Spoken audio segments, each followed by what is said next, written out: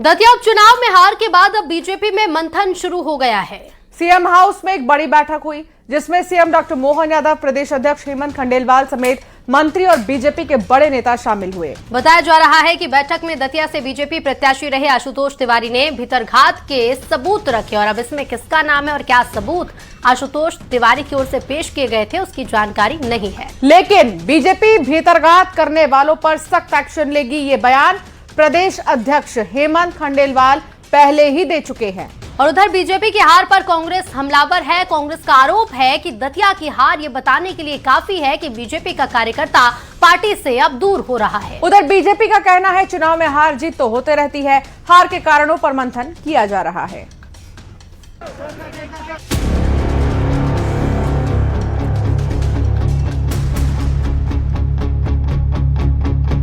दतिया उपचुनाव के बाद अब बीजेपी में हार को लेकर मंथन शुरू हो गया है। सीएम हाउस में एक बड़ी समीक्षा बैठक हुई जिसमें सीएम डॉक्टर मोहन यादव, कई मंत्री और बीजेपी के बड़े नेता मौजूद रहे। इस बैठक में बीजेपी प्रत्याशी आशुतोष तिवारी भी मौजूद रहे। बताया जा रहा है कि आशुतोष तिवारी ने भीतरघात को लेकर बैठक में सबूत रखे हैं। बताया ये भी जा रहा है कि आशुतोष तिवारी भी अंदर मौजूद हैं और वो पूरे सबूत लेकर पहुंचे हैं कि कहां पर उनके साथ धोखा हुआ है, किन लोगों ने धोखा किया है और अगर वो सबूत सही पाए जाते हैं समीक्षा बैठक के बाद तो एक्शन लिया जाएगा। ये एक गाड़ी और बाहर निकल रही है। ऐसी पिछले 1.5 घंटे से बैठक चल रही थी और तमाम मंत्री, 8 से ज्यादा मंत्री जो है भरत सिंह कुशवाहा भी थे। भीतरघात को लेकर बीजेपी प्रदेश अध्यक्ष हेमंत खंडेलवाल पहले ही साफ कर चुके हैं, जो भी नेता और कार्यकर्ता इसमें शामिल होगा उस पर सख्त एक्शन लिया जाएगा।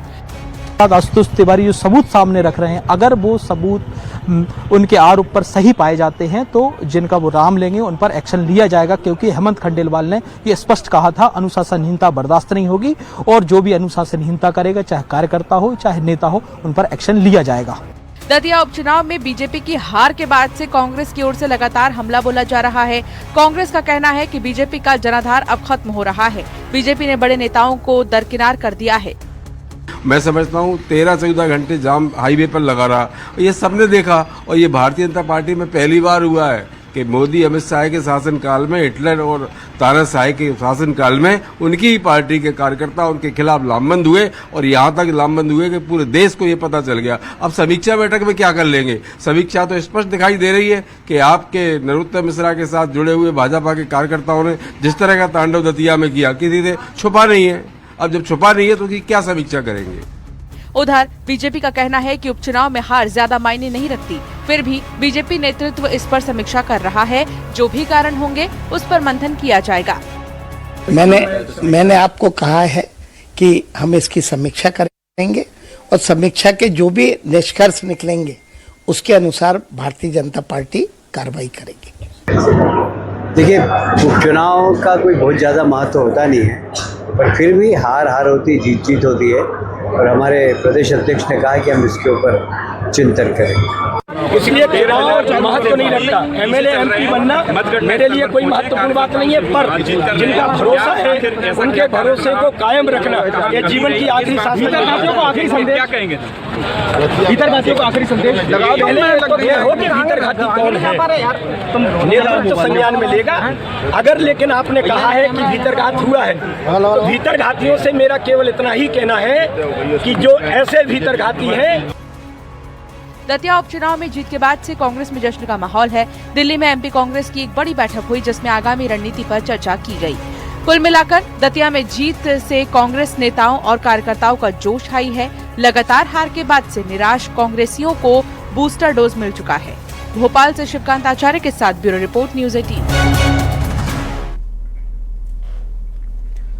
मुख्यमंत्री डॉक्टर मोहन यादव की अध्यक्षता में आयोजित मध्य प्रदेश कैबिनेट की बैठक में राज्य के किसानों के हित में एक बड़ा और महत्वपूर्ण निर्णय लिया गया।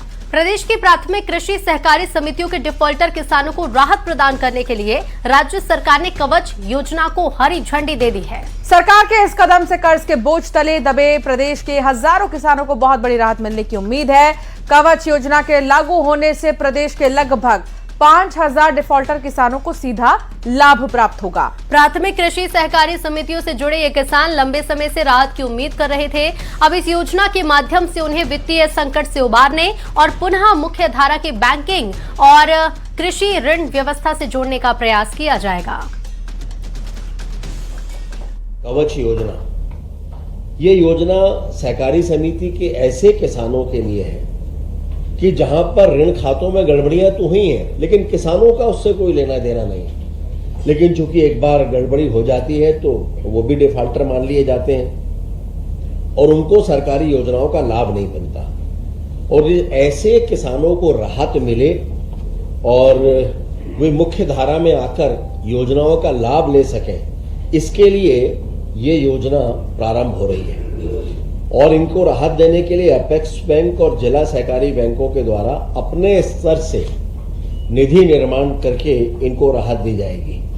इसमें अपेक्स बैंक और जिला सहकारी बैंकों का जो अंशदान है वो 50 करोड़ रुपए की सीमा तक रहने वाला है और राज्य सरकार इसके लिए 50 करोड़ रुपए की अंश पूंजी एक बार में उपलब्ध कराने वाली है। मुख्यमंत्री डॉक्टर मोहन यादव की अध्यक्षता में राजधानी भोपाल में जो कैबिनेट की मीटिंग हुई उसमें कई प्रस्तावों पर मोहर लगी है। अब आइए आपको बताते हैं मोहन कैबिनेट से कौन कौन से प्रस्तावों को मंजूरी मिली।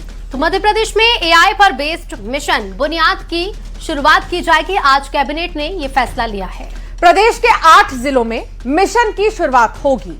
मध्य प्रदेश में 60 नए सांदीपनी स्कूलों की मंजूरी भी आज कैबिनेट से मिल गई है। इसके लिए सांदीपनी स्कूलों पर 25,000 करोड़ रुपए खर्च होंगे। छिंदवाड़ा से मुख्यमंत्री डॉक्टर मोहन यादव जन विश्वास अभियान की शुरुआत करेंगे, जिसके तहत मंत्री अपने अपने जिलों में जनता से संवाद भी करेंगे। 9 से 17 अगस्त तक हर घर तिरंगा अभियान चलेगा। डिफॉल्टर किसानों के लिए 1099 करोड़ रुपए आज कैबिनेट से मंजूर हुए हैं। स्वास्थ्य और खेल के लिए 2407 करोड़ रुपए मंजूर किए गए हैं और जबलपुर यूनिवर्सिटी में नए पदों को कैबिनेट से मंजूरी मिली है। एआई पर केंद्रित मिशन बुनियाद, इसका भी शुभारंभ हुआ है। ये प्रदेश के 8 जिलों के 500 शासकीय स्कूलों में चलाया जाने वाला है, जिसमें कक्षा 8वीं से लेकर 11वीं तक एआई एनेबल्ड शिक्षा का शुभारंभ होगा। चलाया जाएगा अभी। मध्य प्रदेश में हम सभी जानते हैं कि सांदीपनी स्कूल आज मध्य प्रदेश के लिए अत्यंत गौरव का कारण बने हुए हैं और अभी 60 नए सांदीपनी स्कूल्स की सौगात और मिल रही है। बोर्ड परीक्षा में 3 साल तक 100% यानी 100% परीक्षा परिणाम देने वाले जो प्राचार्य हैं, ऐसे स्कूलों के प्राचार्य हैं, उनको 1 लाख। मध्य प्रदेश में करीब 8 साल बाद छात्र संघ चुनाव की वापसी होने जा रही है। हाईकोर्ट के फैसले के मुताबिक सितंबर 2026 के शुरुआती 10 दिनों में प्रदेश के सभी यूनिवर्सिटी और कॉलेजों में छात्र संघ चुनाव कराए जाएंगे। उच्च शिक्षा मंत्री इंदर सिंह परमार ने कहा है कि सरकार हाईकोर्ट के निर्देशों का पालन कर रही है और इसे लेकर मुख्यमंत्री से चर्चा भी हुई है। बहुत जल्द फैसला लिया जाएगा। उधर अब इस पर एमपी में सियासत भी गर्मा गई है।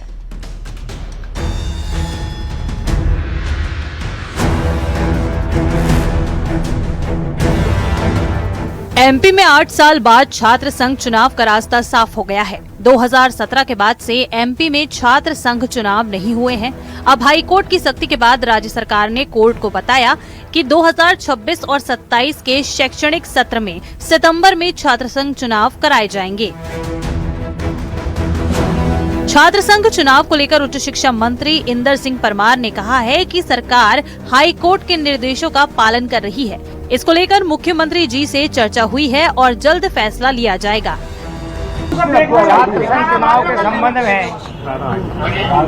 माननीय न्यायालय ने कुछ निर्देश दिए। हमारे विभाग उनका परीक्षण कर रहा है। हम जल्दी उस पर माननीय मुख्यमंत्री जी से चर्चा हुई है, जल्दी निर्णय करेंगे। सर, होना चाहिए कि चुनाव होना चाहिए आपके हिसाब से? चुनाव हम पूरा न्यायालय के निर्देशों का पालन करेंगे। छात्र संघ चुनाव को लेकर चर्चा शुरू हो गई है। बताया जा रहा है कि सितंबर महीने के शुरुआती 10 दिनों में छात्र संघ चुनाव कराए जा सकते हैं। हालांकि अभी तारीखों का ऐलान नहीं हुआ है, लेकिन जल्द ही राज्य सरकार तारीखों का ऐलान कर सकती है। उधर कांग्रेस ने निशाना साधते हुए कहा कि प्रदेश सरकार को चुनाव कराने के लिए जल्दी नोटिफिकेशन जारी करना चाहिए और प्रत्यक्ष प्रणाली से ही छात्र संघ चुनाव होने चाहिए। भारतीय जनता पार्टी सदैव लोकतांत्रिक प्रक्रिया और लोकतांत्रिक प्रक्रिया में छात्रों की भागीदारी का सम्मान और स्वागत करती है। भारतीय जनता पार्टी के नेता छात्र राजनीति से निकल के बाहर आए हैं। प्रदेश के मुख्यमंत्री डॉक्टर मोहन यादव भी छात्र राजनीति से प्रदेश के मुख्यमंत्री तक के पद पर पहुंचे। कांग्रेस जैसी पार्टियां जहां केवल परिवारवाद को प्राथमिकता दी जाती है, वो छात्र राजनीति से दूर भागते हैं। जिस तरह के निर्देश न्यायालय द्वारा दिए गए हैं, उनका अक्षरशः पालन किया जाएगा। भाजपा सरकार को जल्द ही छात्र संघ चुनाव का नोटिफिकेशन जारी करना चाहिए और वो भी प्रत्यक्ष प्रणाली से चुनाव कराने चाहिए। एक पीढ़ी बच्चों की ये सरकार बर्बाद कर चुकी है, नई लीडरशिप जनरेट नहीं होने दी, लेकिन जैनजी और हमारे एनएसयूआई के सभी कार्यकर्ताओं की मेहनत और याचिकाकर्ता की मेहनत के बाद आज जिस तरीके से ये चुनाव को हाई कोर्ट ने बोला है कराने को, सरकार को तत्काल इसका नोटिफिकेशन जारी करना चाहिए।